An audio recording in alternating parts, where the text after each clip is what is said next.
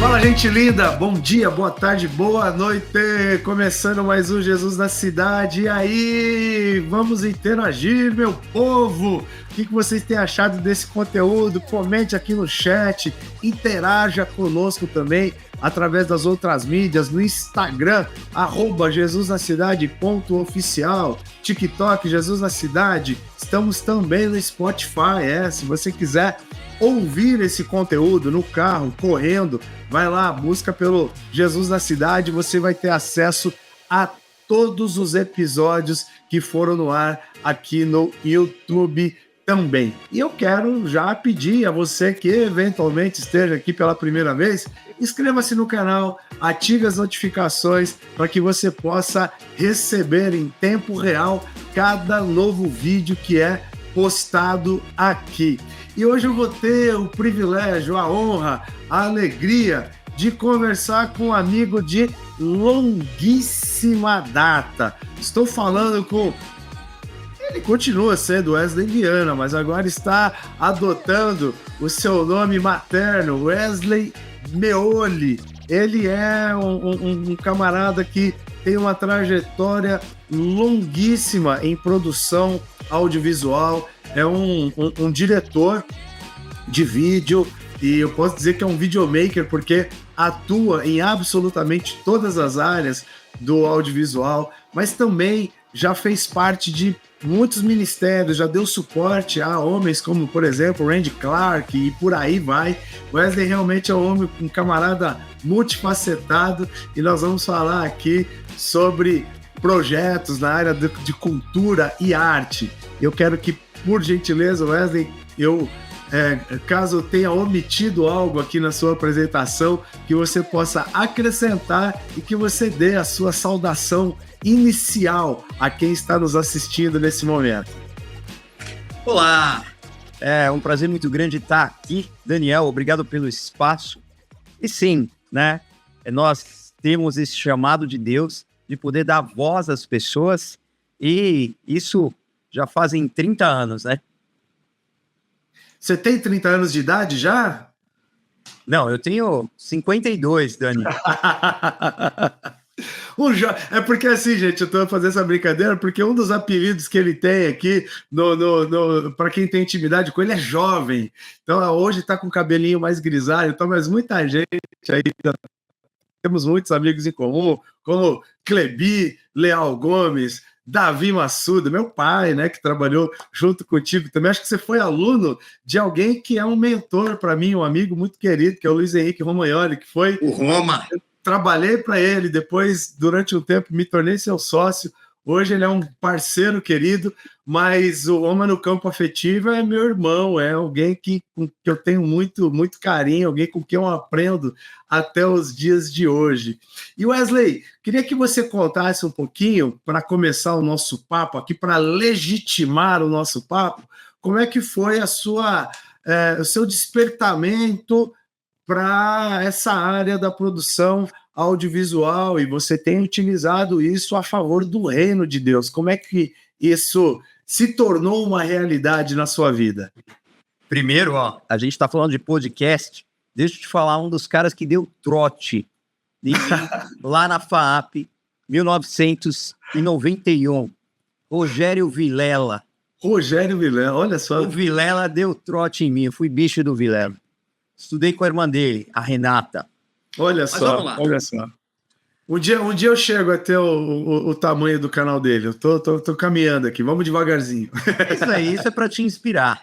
Obrigado, muito obrigado. O meu chamado vocacional, ele começou ali nos anos 90. Então, na verdade, eu entrei na faculdade em 91. Alguns anos antes, digamos que talvez 1989, 88, por aí, eu percebi uma coisa, que a telenovela, na época, era o que mais era assistido, né, na televisão brasileira. A televisão tinha um impacto muito grande, uma importância muito grande, né, nas comunicações do Brasil. E as telenovelas, eu percebi que estavam já mudando os valores da família brasileira. Então, foi nessa época que começou ali a se mudar a cultura, né? E naquele tempo, então, eu percebendo isso, eu tive um insight. E eu falei assim, se eu me tornar um diretor de televisão e poder produzir bons programas, vai ser como uma gota de vida no Mar Morto. Mas eu vou poder impactar a vida de milhares de pessoas. Então, ali eu tomei a decisão, né, de estudar rádio e televisão, comunicação social, e assim fiz, né? Fiz bacharel em comunicação na FAAP, depois prossegui estudando, né? Fui fazer pós-graduação em marketing na ESPM e outros cursos também, Academia Internacional de Cinema, estudei direção de fotografia, estudei edição avançada em Miami, né, na School of Arts and Entertainment lá. Ou seja, eu me dediquei a aprender tecnicamente como contar boas histórias. E você já o fez inúmeras vezes, por exemplo, eu faço parte de um movimento que você conhece muito bem, que é a Rede Social do Centro. O primeiro mutirão da Rede Social do Centro foi registrado, e mais do que registrado, documentado por você, porque você fez um trabalho incrível de não só fazer um vídeo de cobertura, de registro apenas, mas de contar a história de fato. E eu queria que você falasse um pouquinho sobre a importância, né, de contar histórias, de fazer esses registros, do valor que isso tem, né, em processos que nós estamos muitas vezes imersos, mas que muitas vezes, por estarmos ali dedicados à execução, às várias tarefas, a gente acaba não contando a história. Eu falo muito isso com o Daniel cobra para chuchu também. Eu também, assim como o Wesley, tenho uma trajetória, e aí, no meu caso, na comunicação social, no meu caso, mais a produção de áudio e eventos do que propriamente audiovisual, mas a gente tem tanta coisa para mostrar, tanta história para contar, tantos indicadores, inclusive, desses trabalhos que podem servir, né, de pista e também de animação, de motivação para quem está fazendo, e muitas vezes nós perdemos a oportunidade. E eu sei que uma das coisas que você se especializou foi nisso, né, em não só contar, mas em conceituar a importância de contar, né, essas histórias. Pois é, quando a gente fala, né, do Evangelho, a mensagem ela é uma só. E existem os diferentes meios de nós transmitirmos essa mensagem. E durante muito tempo a gente viu, né, essa mensagem tendo o seu enfoque na pregação, mas também na música, e as histórias, elas sempre ficaram ali na escolinha dominical, né? Quando você tem o departamento infantil. Então, quem nasceu num lar com pais cristãos, teve, né, esse momento de ouvir histórias, e isso edificou a fé de uma maneira, né? Mas as histórias, elas fazem parte da humanidade, né? Muito antes de Cristo, desde o tempo das cavernas, se contavam histórias, porque tudo o que acontecia durante o dia, depois, quando eles chegavam à noite, eles acendiam a fogueira e contavam as histórias, né? Então essa tradição oral, ela existe. E as histórias, elas têm uma função importantíssima porque elas falam ao coração. Você consegue transmitir valores sem falar direto à pessoa aonde ela está errando ou acertando. Porque as histórias, você está falando de um personagem. E aí, quando essa pessoa escuta, ela se identifica. Foi exatamente isso que Jesus fez, né? Quando ele falava através de parábolas. Ele contava histórias. E aí, cada pessoa se identificava com uma parte da história. As histórias têm esse poder, que eu diria que é bypassar a nossa cognição ou a nossa mentalidade e alcançaram o nosso coração. Por quê? Porque elas são sutis.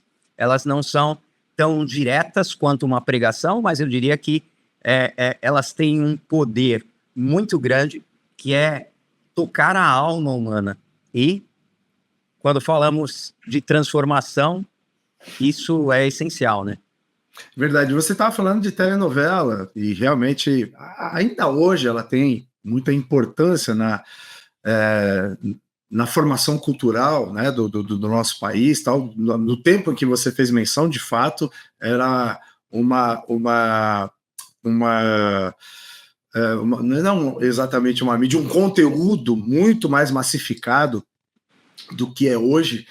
E eu vou aqui trazer a minha opinião, né, fazer um juízo de valor. Eu penso que nós, enquanto igreja, enquanto cristãos, nós utilizamos muito mal a arte como um meio, como uma forma de transmitir princípios e valores do reino, assim como tudo que a gente vê como conteúdo produzido, a novela, e você já explanou sobre isso aqui, é uma ferramenta também que muitas das vezes, na maioria das vezes, a gente pode afirmar, estão trazendo princípios, valores que são completamente antagônicos àquilo que nós cremos.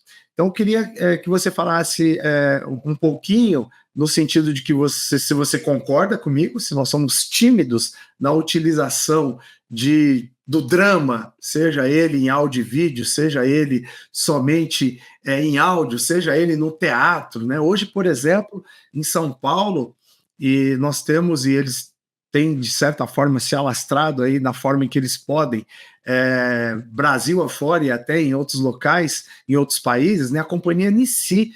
Eu sou fanzaço, né, desses camaradas que são de vanguarda, assim, tem um teatro, no circuito de teatros da cidade de São Paulo, da Brigadeiro Luiz Antônio ali, trazendo uma mensagens bíblicas, mensagens que realmente estão totalmente concatenadas com aquilo que nós cremos. Então, o Kaique, né, realmente alguém que é um desbravador, é um empreendedor pró-reino incrível.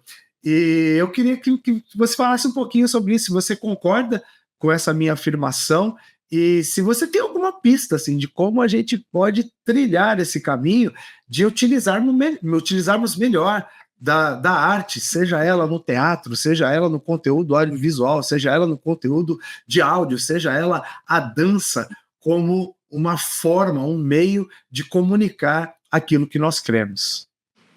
Sim, você tocou num ponto que é crucial, né? Que é a gente entender o que é linguagem. Quando nós somos crianças, a gente está acostumado muito com auditivo, né? E os significados, eles vão vindo à medida que a gente vai crescendo. Agora, você lembra de uma coisa?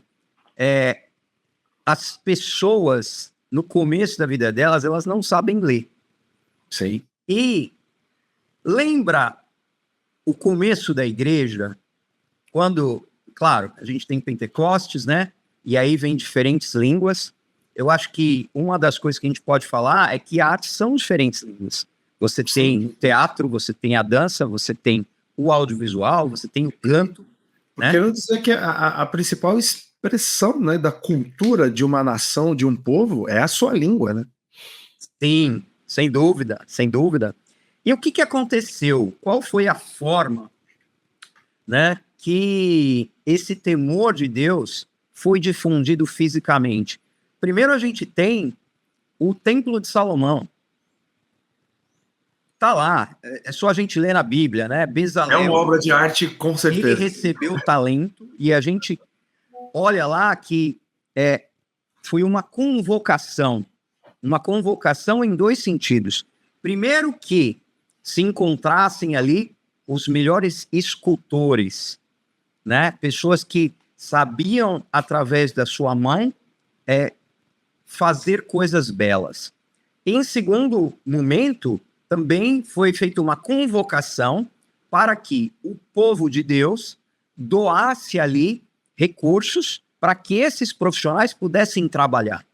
Então, é muito interessante quando você olha, em primeiro momento, né, essa valorização da arte, a valorização ali desses artesãos e esse dom, esse talento, né, de construir coisas belas com as mãos. Mas você tem também um segundo momento, quando a igreja ali, uma vez instituída em Roma, vamos lembrar de um período em que as missas elas eram feitas em latim. Você tinha ali uma dificuldade de linguagem, né? Tanto que, quando Martinho Lutero fez a reforma, o que ele fez? Uma das coisas que ele fez foi traduzir a Bíblia do latim para o alemão. Desculpa te interromper, mas eu ouso dizer que essa dificuldade era algo que não era feito de forma arbitrária, né? Era proposital, realmente para manter, né, o domínio ali, o controle sob a égide dos clérigos apenas, né? Mas não deixa de ter elementos artísticos. Porque se você para e observa, o canto gregoriano, né, ele é um canto que tem uma entonação que leva você a uma alteração do estado mental. Então, hoje, se você vai observar, né, as ferramentas de desenvolvimento humano, nós temos estudos aí, né? Está muito mais avançada essa questão da neurociência. Sim, programação mística. O canto tinha um propósito místico de levar as pessoas a se sentirem num ambiente diferente, um ambiente divino, vamos colocar assim, né? Que tinha um estranhamento. Mas não era só isso. Naquela época, a Idade Média, a gente tinha também a arquitetura, que não deixa de ser uma forma de expressão de arte, né? E se você olha as igrejas com a arquitetura daquela época, você tem uma arquitetura gótica. Um bom exemplo de arquitetura gótica é a nossa Catedral da Sé, aqui no centro de São Paulo, né? Ela é estilo gótico. E algumas coisas que a gente pode ressaltar desse estilo arquitetônico, que é uma forma de expressão artística e cultural, é que você tem, né, tetos muito altos e você tem ali, então, tudo que aponta para cima, né? As torres.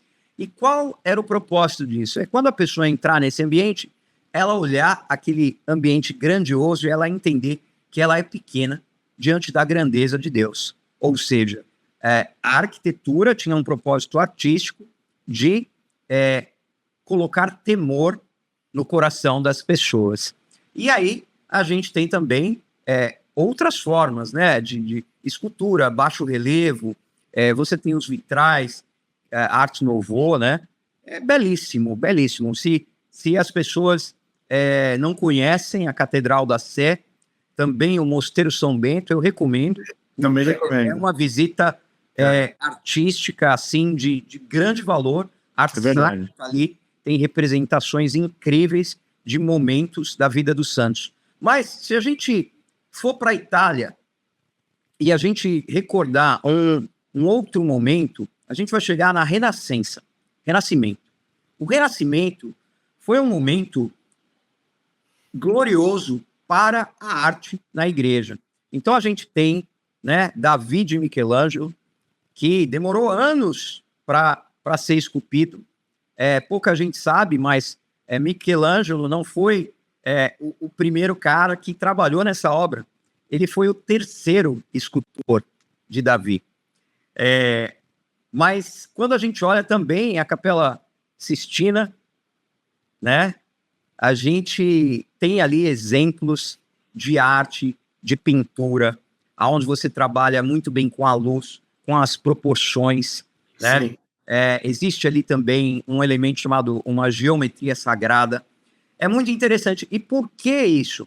Porque naquela época, mais uma vez, as pessoas, nem todos tinham a leitura. Então, a forma de storytelling foi através da arte.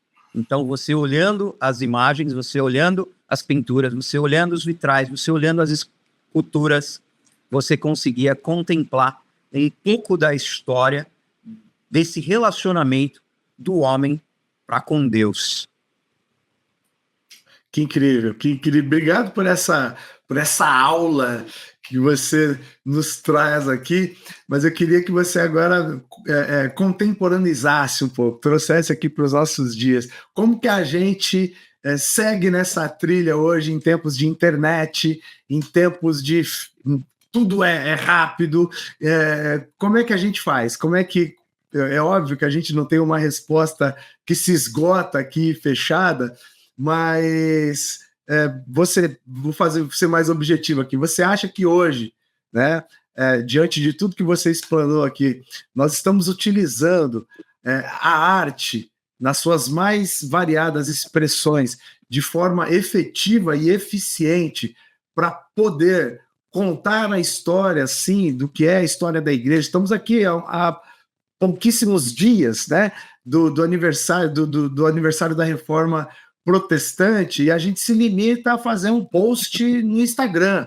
Não teve nada mais, né? Eu tô falando do Daniel, foi o que eu fiz, mas eu não vi nenhuma grande expressão, como, por exemplo, quando nos 500 anos, há 7 anos atrás, através da rede social do Centro, nós fizemos um evento lá na Barão de Tapetininga, com palco, levando uma encenação para a rua, tal, e deve ter acontecido outras expressões, mas nada você vê que ganha muita projeção para poder, só para trazer uma ilustração aqui a essa nossa reflexão. Então, eu queria que você, com todo o seu cabedal de conhecimento, e você é um cara que incide sobre isso, você trouxesse a sua opinião e apontasse um pouquinho para como a gente pode perseguir esse caminho, né, de utilizarmos a arte de uma forma mais profícua para contarmos as histórias que estão acontecendo agora, contemporâneas,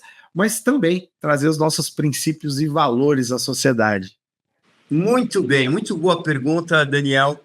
E o que eu tenho a falar é para animar, né? É para nos trazer esperança. A gente falou de reforma, e é muito interessante porque... É isso aí, deixa o pessimismo comigo, você tem que trazer... Tô brincando. Acontece. Você é alemão, descendente de alemão, não? Porque os alemães são bem pessimistas. Nada, eu com essa cor de pele. Tudo bem que eu tenho, você sabe disso, né? Parente na Escandinávia, mas é porque casou com um dinamarquês. Mas eu com certeza tenho um pé no continente africano, apesar de não ter pesquisado muito a minha ancestralidade. Eu pesquisei. Você sabe que eu fiz teste de DNA, eu sei a minha ancestralidade, quanto percentual que eu tenho de cada região. Mas vamos lá. Respondendo a sua pergunta, e é interessante, né, a gente falar da Alemanha, porque a Alemanha, ela foi aí um cenário para grandes revoluções, transformações, né? Muita coisa boa e muita coisa trágica aconteceu na Alemanha. E eles são um povo incrível, né, que sempre esteve à frente na questão da tecnologia e na questão da excelência, né? Os alemães, eles sempre fazem tudo de uma maneira muito organizada. E eu diria que se Gutenberg não tivesse inventado a prensa, a reforma teria sido apenas um cisma, uma pequena divisão na Igreja Católica. Então, Gutenberg foi o precursor de Lutero. E, não sei se todo mundo sabe, mas a primeira página impressa no mundo foi uma página da Bíblia.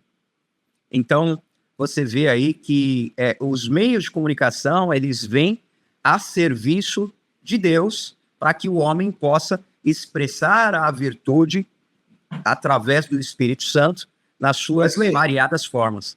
Você me permite assim, um parênteses muito rapidinho, só para aproveitar esse gancho? Guarda seu raciocínio aí, não perde não. Sim. Mas nós estamos chegando, a Sociedade Bíblica do Brasil chegou à impressão de 200 milhões de exemplares da Bíblia nesse momento. Só para fazer o link aí com a informação que o Wesley trouxe, de que a primeira página impressa foi a Bíblia. Então, assim, inclusive estarão fazendo um culto de celebração essa semana por ocasião da impressão das 200 milhões de Bíblias, então eu queria trazer essa informação aqui. Uau! Glória a Deus pela Sociedade Bíblica do Brasil, que é realmente uma entidade muito relevante e importante aqui no nosso contexto, e de verdade ela acaba até imprimindo para outros países, né, de língua portuguesa e também de língua hispânica. Então, parabéns, SBB. É muito interessante você trazer esses números, porque profeticamente tudo se encaixa, né? Muitas pessoas questionam o que aconteceu nesse ano de 2024. Por que a gente teve algumas tragédias, por que a gente teve algumas mudanças na economia. E eu tenho algo para falar, né? Quem estuda um pouco mais de teologia sabe acerca do ano jubileu, sabe acerca desses ciclos que a gente tem de 50 anos. E esse ano nós comemoramos, né, 150 anos da imigração italiana. Comemoramos também 200 anos das relações comerciais com os Estados Unidos. Né? E aí quando você fala que 200 milhões de Bíblias foram impressos, esse número profeticamente ele diz muito. Mas vamos voltar a falar da reforma, que foi aonde eu parei. Então a gente teve, né, a reforma, aonde Martinho Lutero fez a reforma da doutrina. O Espírito Santo me falou, Lutero fez a reforma da doutrina, mas não fez a reforma da estrutura. Então a gente segue com a igreja nos moldes da igreja romana, onde você tem um líder acima de uma estrutura piramidal e você tem as pessoas embaixo numa hierarquia rígida. E o que é interessante? O que é interessante é que com o advento da internet e com esse equipamento aqui, telefone celular, o que aconteceu? Aconteceu a nova reforma. Porque antes tinha voz somente as pessoas que tinham esse instrumento aqui na mão. Só quem tinha microfone.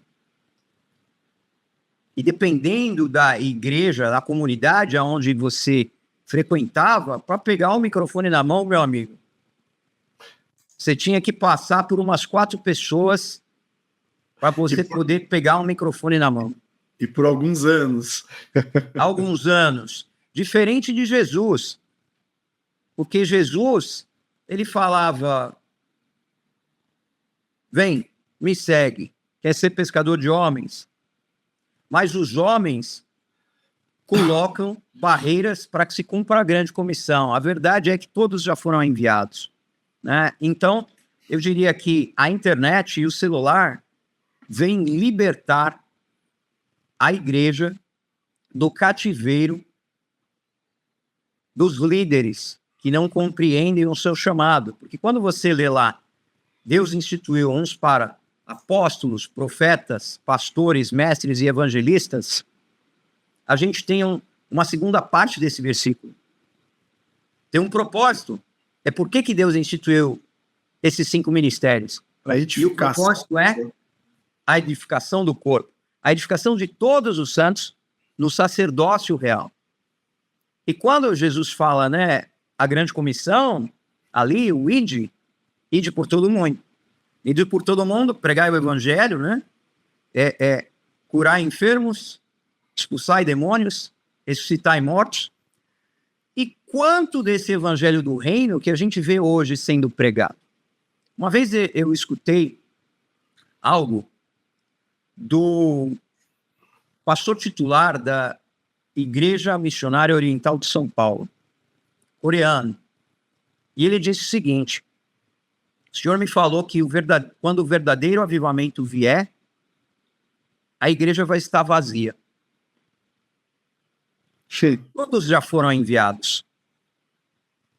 A questão é, como que nós observamos isso? Então, a nova reforma aconteceu quando nós temos todos habilidade de falar, habilidade de pregar, habilidade de ensinar. Todos já fomos enviados. Agora todos temos um púlpito e um microfone. Qual é a barreira? A barreira é que nós, ao invés de sermos emissores de uma mensagem, nós somos consumidores e somos viciados em ver o que acontece na vida dos outros e em ver as polêmicas. E não sejamos tolos. Existem algoritmos que funcionam a partir do nosso engajamento nas mídias sociais, cujo propósito é nos mostrar anúncios. Então, toda vez que eu dou like num vídeo, numa foto, toda vez que eu compartilho, eu estou comunicando às redes sociais o que eu gosto. E, naturalmente, quando eu começo a fazer isso repetidamente, eu começo a me tornar uma pessoa alienada, alheia ao contexto onde nós estamos inseridos, né? Tem uma passagem que fala que eu vos enviei como ovelhas em meio a lobos, sejam pacíficos como a pomba e astutos como a serpente. Só que, quando nós consumimos apenas conteúdo evangélico, apenas conteúdo de direita, apenas conteúdo que fala mal dos outros, apenas conteúdo que tem narrativas, e a gente começa a compartilhar isso achando que está fazendo um bem, achando que está fazendo algo em prol do evangelho. Na verdade, nós estamos promovendo a alienação, estamos promovendo cada vez mais o emburrecimento e a incapacidade de criar pontes. Lembremos do grande evangelista que dá nome à nossa cidade, que dá propósito, que dá origem, Paulo de Tarso, São Paulo. São Paulo foi fundada a partir de um colégio que foi construído por padres jesuítas da Companhia de Jesus. Se estudamos a história e voltamos um pouco atrás, dizem os registros não oficiais que a primeira missa celebrada em São Paulo foi, na verdade, no dia que se celebra a morte de João Batista. Profeticamente, é o dia em que começou o ministério de Jesus. Mas a cidade recebe o nome de São Paulo, porque se comemora aí, então, uma data relativa, se eu não me engano, à execução, né, de São Paulo. E o que acontece? Qual é o propósito? O propósito é educação. Meu povo perece por falta de conhecimento. Então, nós temos que nos educar acerca das estratégias, acerca do cenário mundial, acerca do que acontece geopoliticamente, acerca da economia, acerca de todas as áreas. Se tudo que eu leio, tudo que eu faço é assunto relacionado à teologia, à igreja, eu estou deixando de aprender como fazer pontes entre culturas, como estabelecer diálogos. E voltando ao exemplo de Paulo, que é simplesmente o apóstolo que escreveu 2/3 do Novo Testamento, né? As epístolas paulinas são obras de profundo cunho teológico. E lembremos quem foi Paulo. Paulo foi membro do Sinédrio judeu, ele era político. O Sinédrio, para quem não sabe, é aonde se toma as decisões, né? Seria a nossa Câmara de Vereadores aqui de São Paulo. Só que Paulo tinha dupla cidadania. Paulo era cidadão romano. Então, quando ele teve um momento ali aonde ele foi preso injustamente, ele, ao invés de se safar, ele fala, não, eu sou romano, eu preciso ser julgado por Roma. E aí começa uma peregrinação, e Paulo tem a oportunidade de, então, pregar nas prisões, em cadeias, né? Quando Paulo, ele esteve ali em contato com a cultura grega, com os deuses, toda aquela mitologia que é incrível, que é muito rica em significado, ele pegou e viu lá em Atenas que tinha um altar que não tinha nome, e aí ele fala, eu estou aqui em nome do Deus desconhecido. Ou seja, cabe a nós estudarmos fora da igreja, fora das quatro paredes, fora desse viés cognitivo que nos prende à inutilidade de sermos missionários que conseguem traduzir a mensagem do evangelho a diferentes culturas. E aí, dentro dessas formas de tradução, tem as formas artísticas, as formas culturais, que hoje são o audiovisual. O audiovisual ganhou muito destaque após a pandemia. Sim. E falando da importância do testemunho, por que eu faço o que eu faço? O que me motiva? Por causa do poder do testemunho. O poder do testemunho é o segredo mais guardado e menos usado pela igreja. Mas nós temos duas referências. O apóstolo João, ele escreveu em Apocalipse. E ele disse, o testemunho de Jesus Cristo é o espírito da profecia. Ou seja, quando nós fazemos alguma declaração e contamos um testemunho de algo que Jesus Cristo fez na nossa vida, a gente está liberando uma unção profética para que isso aconteça novamente. Eu costumo dizer que o testemunho ele tem mais poder do que uma pregação. Sabe por quê? Porque uma pessoa, quando conta que algo aconteceu, quando conta que foi curada, em primeiro lugar, a unção passou pela vida dela para que aquilo se manifestasse, aquilo que não era passasse a ser. E aí, o que acontece quando essa pessoa conta o testemunho diferente de muitos pregadores, muitos pastores, muitos teólogos, quando essa pessoa conta o testemunho, ela não tem nenhum por cento de dúvida de que aquilo é verdade, de que Deus pode fazer aquilo. E da voz dela sai a unção para que aquilo aconteça de novo. E a outra referência é, eles venceram pelo sangue do Cordeiro e a palavra do testemunho. Ou seja, o sangue do Cordeiro é a salvação. A palavra do testemunho é a nossa vitória. Porque Cristo em nós é a esperança da glória. Porque quando Cristo é formado em nós, a partir do nosso testemunho, aí sim nós podemos glorificar o nome de Deus. Até então, tudo é para a glória do homem, e hoje a gente vê muito isso nas redes sociais, e muita gente tentando salvar Jesus, ao invés de deixar que realmente Cristo seja formado nele. Amém.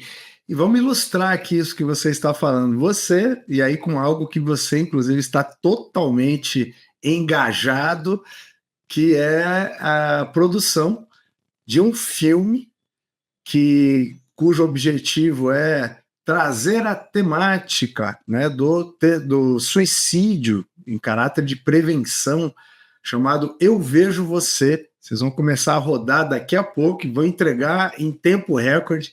Queria que você falasse um pouquinho sobre essa produção. Na sequência, a gente vai falar da mostra, que inclusive esse filme estará contido também. Mas queria que você falasse um pouquinho dessa produção, se ainda dá tempo. Eu sei que vocês estão atrás, inclusive, de elenco, de pessoas que tenham história, testemunho, conforme você bem colocou aqui, para participar da atuação nesse filme. Fala um pouquinho dessa obra para quem está nos assistindo. Sim, que prazer é poder, né, iniciar um projeto que eu chamo de entretenimento a serviço da vida. Esse é o primeiro curta-metragem de ficção que eu dirijo. Então, Eu Vejo Você, ele vem falar justamente com essa temática que é tão delicada hoje, que é a saúde mental. claro, um dos objetivos é nós prevenirmos o suicídio, mas lembrando que o suicídio passa pela depressão, né, que é uma doença e que desequilibra a química do cérebro. Então é algo muito sério. É importante a gente entender uma coisa. Sempre que se fala de suicídio, infelizmente, as estatísticas comprovam que mais pessoas se suicidam. Então, eu escrevi esse roteiro de uma maneira muito sutil, inspirado por um filme clássico, alemão também, um filme dirigido por Wim Wenders, Asas do Desejo. E a história é o seguinte: são dois anjos que estão caminhando pela cidade, nesse caso a cidade de Osasco, nós vamos rodar lá esse filme, e em diferentes ambientes eles escutam os pensamentos das pessoas. Então você é o cara do auditivo, o produtor, né, de áudio, imagina já esse burburinho. E isso já ilustra o caos mental, né? Pessoas que escutam várias vozes e contra essas vozes estão lutando dia e noite. E em meio a essa escuta dos pensamentos de todas as pessoas, eles conseguem filtrar e identificar algumas pessoas que estão passando por situações e dramas específicos. E aí, de alguma forma, eles intervêm de uma maneira muito sutil. Lembrando, são dois seres invisíveis, né? E aí, então, ou põe a mão no ombro, ou de alguma maneira ministra essa pessoa. Bom, não quero dar mais spoiler, mas esse é o contexto geral. E a ideia do Eu Vejo Você é que nós somos vistos. Nós somos vistos por Deus, nós somos vistos por espíritos ministradores, segundo o que as Escrituras nos diz, né? E nós somos vistos pelos nossos colegas, pelos nossos pares, pelos seres humanos. Então, aí, o propósito meu enquanto linguagem, e aqui a gente fala dessa possibilidade de você transmitir a mensagem de uma maneira artística, né? O primeiro conceito que eu quero transmitir é que todos sofrem, todos têm problemas, todos têm dramas, cada um de uma maneira, cada um numa área, né? Se nós fôssemos lembrar uma das falas de Jesus Cristo, ele falou: no mundo tereis aflições, mas tem de bom ânimo porque eu venci o mundo. Então, para levar essa mensagem a pessoas que não conhecem o Evangelho, pessoas que conhecem o Evangelho, essa mensagem de que aqui nós temos aflições, e todos têm aflições. E o segundo ponto... Desculpa, pode falar. Vamos lá, fale o que não, lembrou. Não, pode seguir, pode seguir. O segundo ponto é nós lembrarmos da importância da presença. A presença é você estar num local integralmente. Hoje em dia temos uma dificuldade, né? As pessoas estão com o celular na mão o tempo todo. É verdade. Nos jantares, na igreja, no teatro. Eu entrevistei muitas pessoas nessa minha carreira. Aqui é uma curiosidade. A primeira pessoa que eu entrevistei foi Pierre Cardin. Olha só. 1994, o estilista. Fiquei impressionado com a sagacidade daquele homem. Não sei se alguns sabem, foi ele que inventou as franquias. É verdade. E uma outra pessoa que eu entrevistei foi Chris Gardner, que escreveu o livro Em Busca da Felicidade, que depois saiu aquele filme estrelado por Will Smith. E ele me falou uma coisa muito interessante. Falou: Wesley, hoje, diferente de alguns anos, quando eu vou dar uma palestra, eu estou lá presente. As pessoas não. Elas estão com o celular na mão. E elas têm essa barreira entre eu e elas. Eu estou lá na frente delas de braços abertos. Elas estão com essa barreira entre nós. Então, lembrar que estar presente é a possibilidade de você manifestar a presença. a presença do Eterno, a presença do Criador, a presença de Deus. A criação geme pela manifestação dos filhos de Deus, mas os filhos de Deus estão distraídos, preocupados com o que eles hão de comer, com o que eles hão de beber, com o que eles hão de vestir, ao invés de se preocuparem com o que é mais importante, que é fazer a vontade do Pai. E para isso é necessário estar presente, estar na presença. É necessário ter comunhão com o Espírito Santo. Deus é onipresente e Ele está em todos os lugares. Mas cabe a nós estarmos sim em sintonia com o Espírito Santo para manifestarmos a presença dele. Então, esse é outro ponto que eu quero trazer, a importância das pessoas estarem presentes nos locais. E, a partir disso, exercitarem a escuta ativa. A escuta ativa em duas direções. Na vertical, ouvindo o Espírito Santo, e na horizontal, ouvindo o seu semelhante. Muitas pessoas só querem ser ouvidas. Então, esse é o propósito do curta-metragem. Eu vejo você, como você bem disse, nós ainda vamos rodar. Fica aqui o convite para pessoas que passaram por essa temática do suicídio e que creem que tem um sentimento, tem algo para contribuir, estão convidados a participar. Se der tempo, podem estar participando, contracenando ali no curta-metragem, mas se não, vão poder participar a posteriori, quando nós usarmos esse filme como um ponto de partida de diálogo na campanha que nós vamos lançar na sequência, uma campanha em prol da saúde mental e em prol disso que eu falei, né? Essa presença. Eu acho que é a presença do bom samaritano, né? Com certeza. E ele viu ali aquele homem à beira do caminho e ele conseguiu ter a percepção de que aquele homem não era um mendigo. Aquele homem era alguém do bem, que tinha sido roubado, que tinha apanhado e que estava ali sofrendo. E quantos, né? Quantos? Sim, sim. A gente muitas vezes tratamos, né, as pessoas que estão nessa situação, que foram vítimas de violência ou em situação de vulnerabilidade social, sobretudo no contexto da cidade de São Paulo, que a gente vê inúmeras pessoas nessa situação. Primeiro, esses encontros em que nós ignoramos as pessoas nessa situação vai se normalizando, né? E parece que faz parte, né, da paisagem, do mobiliário urbano ali, e desumanizamos essas pessoas e simplesmente as ignoramos. Eu acredito muito em algo que você falou, que é a manifestação da presença de Deus, do agir de Deus, do poder de Deus, da glória de Deus, da presença de Deus, para usar o termo e o mote do curta, através das interações que nós temos.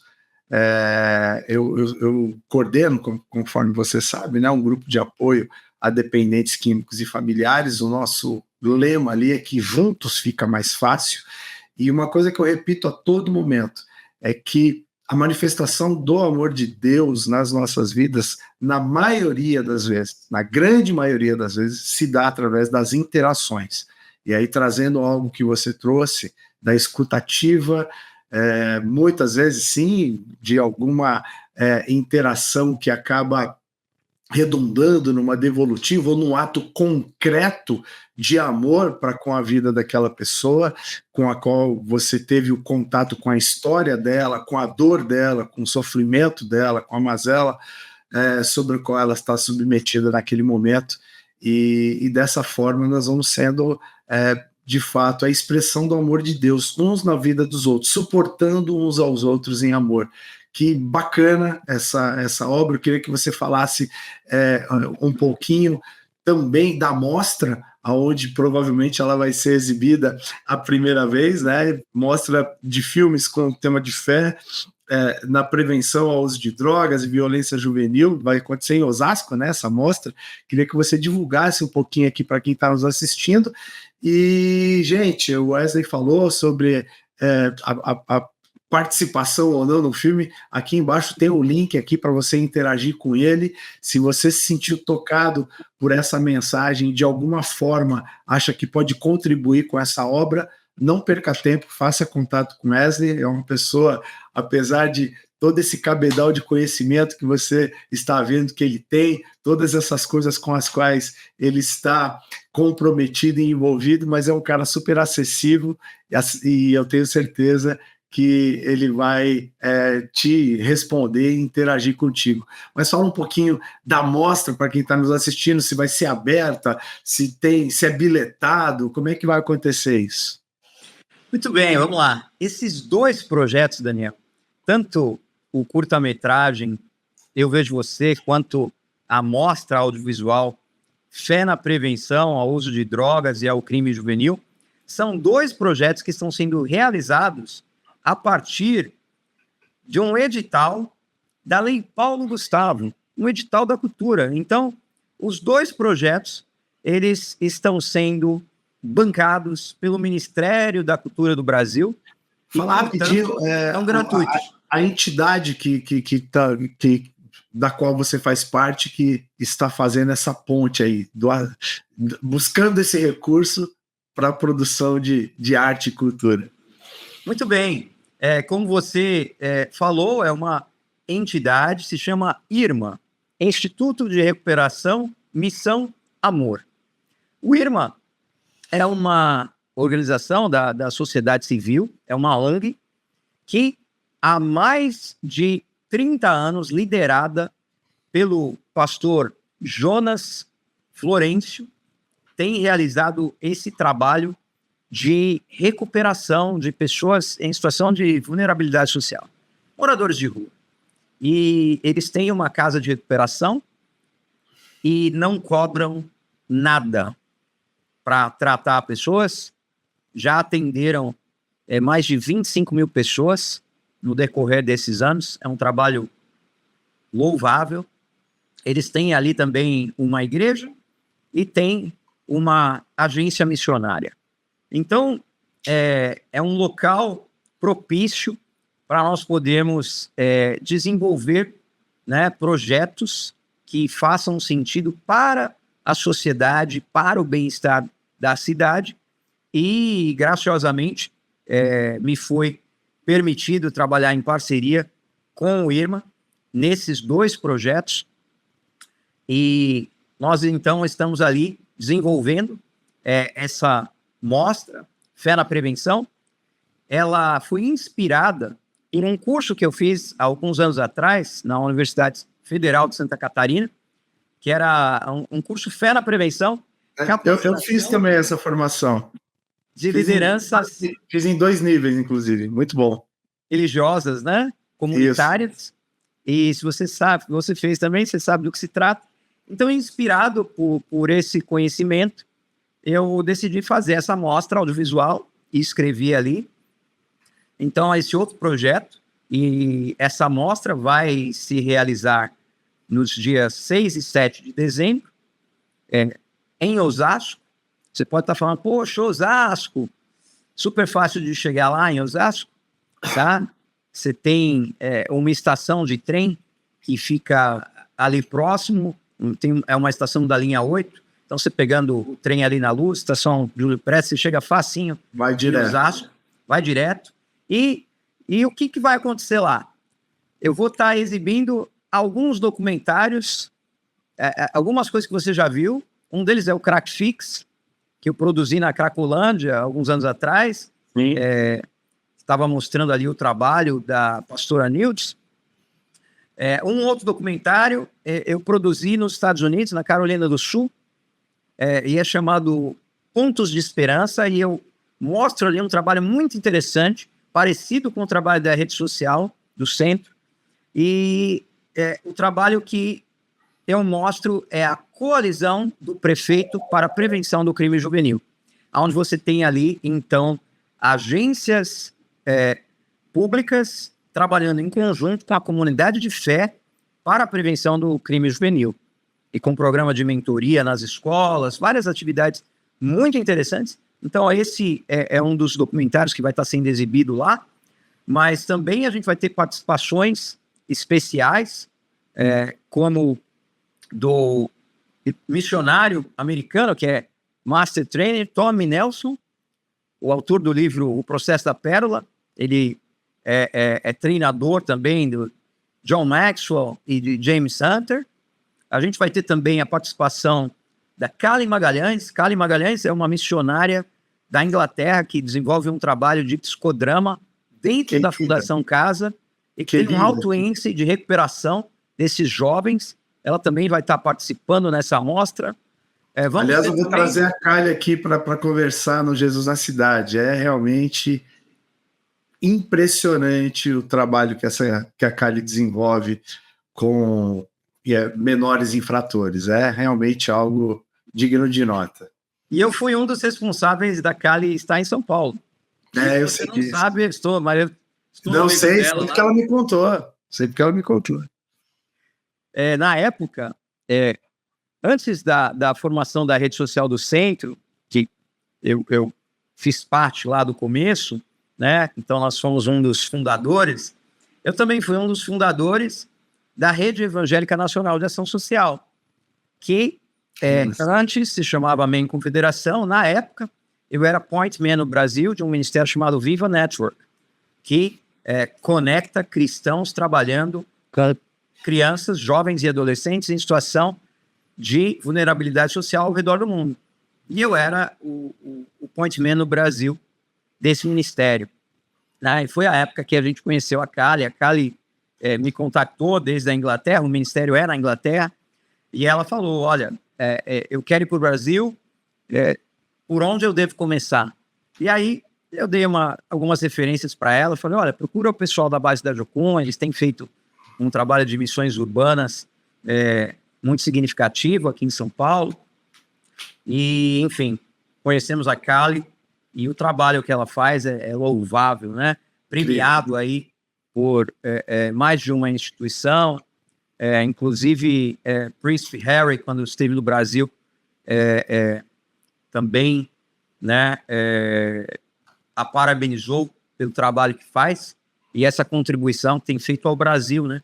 Então, Kali, muito obrigado por você ter obedecido ao chamado de Deus e ter vindo para a nossa terra.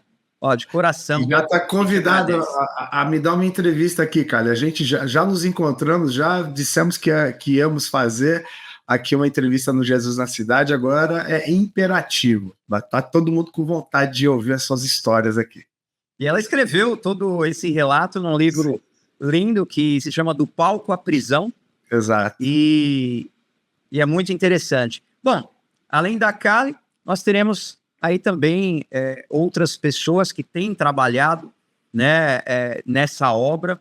O pastor Daniel Son, que é pastor da Igreja All Nations, também trabalha ali dentro de um contexto multicultural na região da Nova Luz, vai estar presente. O próprio pastor Jonas Florencio, que é o fundador do IRMA. Um fato interessante acerca da obra que o pastor Jonas tem desempenhado. O pastor Jonas, ele é capelão da Polícia Militar, capelão do Exército Brasileiro. Então, ele ministra a soldados.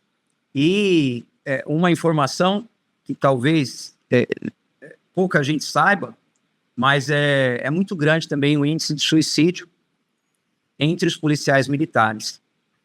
Pela conveniência, né, de ter a arma ali ao seu lado, mas também pela pressão que eles sofrem no dia a dia. Não é fácil você estar na rua, né? Só nós que caminhamos aí na região da Cracolândia e também como missionários adentramos em comunidades, a gente vê que não é uma realidade fácil. É verdade. Convívio entre vários poderes, né?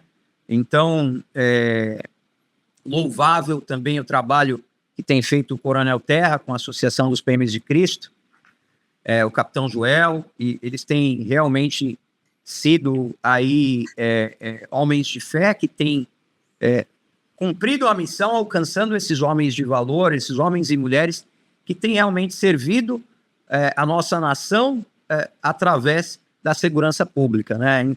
Então, é interessante a gente estar falando de várias áreas de influência da sociedade e isso está tudo relacionado com mídia. Cada um tem um chamado, né? Algumas pessoas são escolhidas por Deus para fazerem a diferença nas suas esferas. Wesley, eu quero te perguntar aqui, você fez menção ao fato de que tanto a mostra como o filme, o curta-metragem, eles estão sendo produzidos através de um recurso público, que é um edital de incentivo à cultura, e aqui no estado de São Paulo é a Lei Paulo Gustavo. E muitas vezes nós vemos, e aí sobretudo com a Lei Rouanet, né, ela acabou até se tornando algo pejorativo, né, sobretudo no nosso campo, no nosso meio, né, muita resistência, sobretudo no nosso campo, né, cristão, de acessar a esses recursos, mas são incentivos à cultura. E o cristianismo também, né, é cultura e tem várias expressões, né, música, dança, etc. e tal, e você, com muita sabedoria, acessou esse recurso. Queria que você falasse um pouquinho sobre a sua opinião, sobre se você tem alguma opinião para ilustrar essa resistência que muitas vezes nós temos de fazer esse acesso, e como é que faz? Qual é o caminho, né, para acessar a esse recurso? Muito boa pergunta, Daniel. Realmente, né? A cultura, o que eu tenho a dizer é que a cultura ela está envolvida em todos os aspectos da nossa vida, né? O que nós comemos é cultura, o que a gente aprendeu com o pai e a mãe é cultura, a nossa expressão de fé é cultura. Então, a cultura faz parte da nossa vida. O que acontece é que, principalmente nos últimos anos, nós acabamos tendo essa impressão de que tem muita coisa ruim, muita coisa do mal, e isso não é novo, né? Quando surgiu a televisão também, a igreja observou do mesmo modo, né? Porque era algo novo, mas a cultura é algo neutro, é algo que vai ser influenciado a partir do fazedor de cultura, a partir da pessoa que se propõe a escrever uma peça de teatro, a escrever um musical, a escrever um roteiro de um curta-metragem, de um filme, ou de uma mostra audiovisual, ou de um workshop cultural. E todos nós temos conhecimento para tal. O que acontece é o seguinte, como nós estamos falando de verba pública, verba que vem do governo federal, nós temos que entender que o governo tem algumas prioridades, tem alguns pontos que ele quer valorizar. Então, cada edital tem ali pontos que tem o seu valor. Um edital, ele é algo técnico. Então, tem pontos que de que forma que aquele projeto está contribuindo com a participação social. De que forma que aquele projeto ele vem cumprir algumas das objetivos ou os alvos que foram estabelecidos pelo governo para a área da cultura. E aí, um outro ponto importante é a sua capacidade técnica de realização artística. E nesse ponto, eu venho dizer que nós cristãos temos uma grande vantagem, por quê? Porque nós já temos a realização artística inserida no nosso contexto litúrgico. Então nós temos aí já dança, teatro, música, e tudo isso pode ser utilizado, fotos, vídeos, para você comprovar uma capacidade técnica e uma experiência artística que dá pontuação no projeto.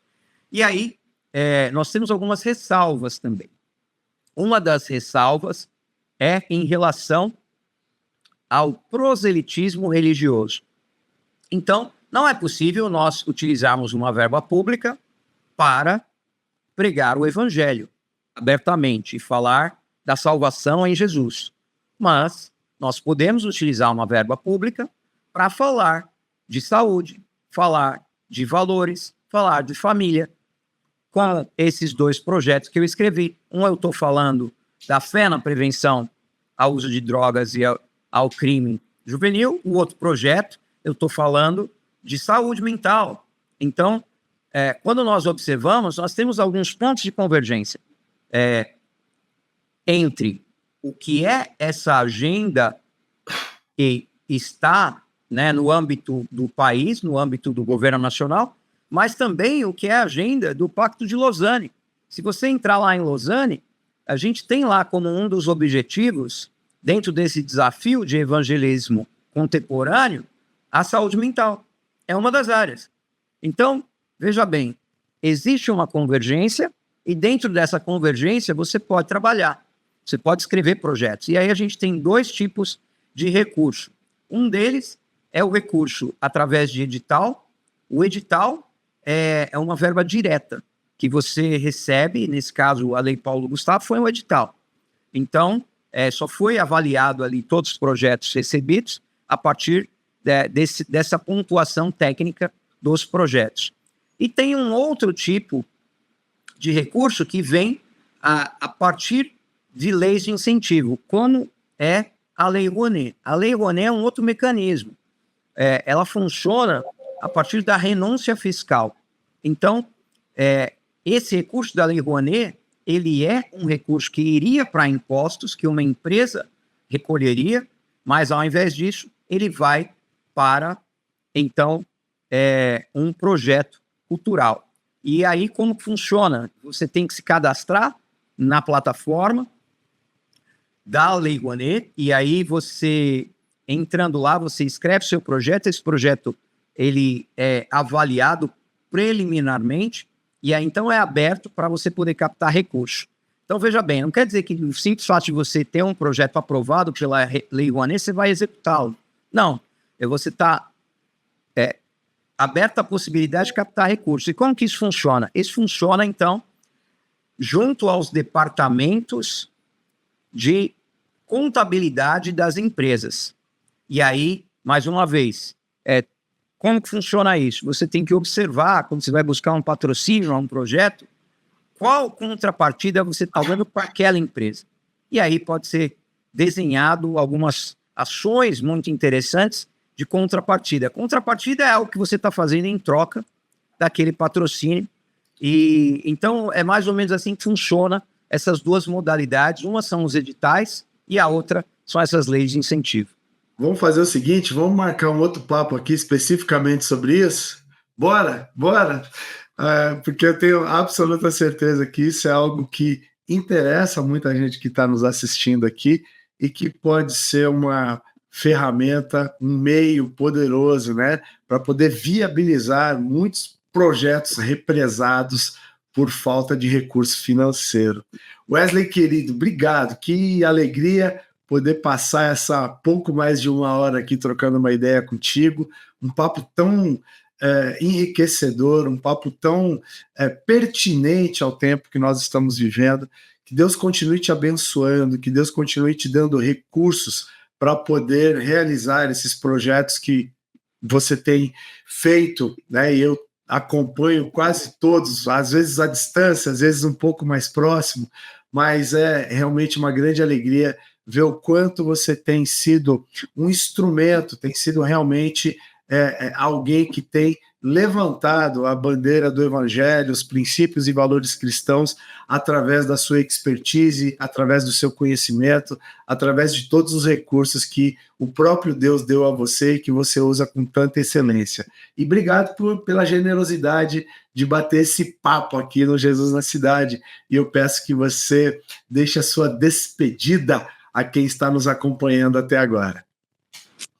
Muito bem, eu sou muito grato a Deus por poder ter experimentado tanta coisa boa a partir do momento que eu ouvi o chamado dele de ir para a área de comunicação.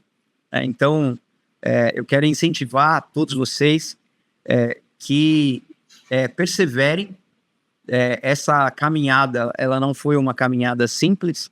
Nós temos aí muitas situações desafiadoras, isso em todas as profissões, mas Deus, ele tem um propósito em usar os teus talentos. Então, saiba que todas as experiências que você viveu até agora, elas vão se somar para algo muito especial que Deus quer fazer. E eu encorajo a você que persevere e busque ao Espírito Santo acerca de como você pode usar a mídia para ser uma influência positiva nas esferas em que você tem acesso, né? E lembre-se que Cristo em nós é a esperança da glória. Obrigado, Wesley. Esse foi o Wesley Meoli. Nós vamos bater outros papos aqui, tá prometido o papo, e que nós vamos nos aprofundar um pouco mais sobre essa questão de leis de incentivo. E eu espero que essa conversa tenha trazido edificação para sua vida, tenha trazido um conteúdo que está nesse momento borbulhando na sua cabeça, para que você possa colocar a sua criatividade em prol do reino de Deus, usar a comunicação, usar a arte nas suas mais variadas expressões, para que você possa professar a sua fé, os princípios, os valores, os quais você vive, acredita, e que nos foi outorgado a responsabilidade de transmitir isso à sociedade. Esse é o objetivo desse canal aqui, esse é o objetivo desse conteúdo, que cada vez mais aumente o exército de pessoas que sejam a representação de Jesus na sociedade, que sejam Jesus na cidade. Mais uma vez eu peço para que, se você ainda não o fez, que você se inscreva no canal, que você ative aí as notificações e que você nos ajude a divulgar esse conteúdo para os amigos, parentes, para pessoas que você acha que esse conteúdo vai fazer diferença, que vai ser relevante para elas. Semana que vem terá mais um papo aqui incrível. Eu te espero aqui às 20 horas na próxima segunda-feira para o próximo Jesus na Cidade. Que Deus te abençoe e até semana que vem.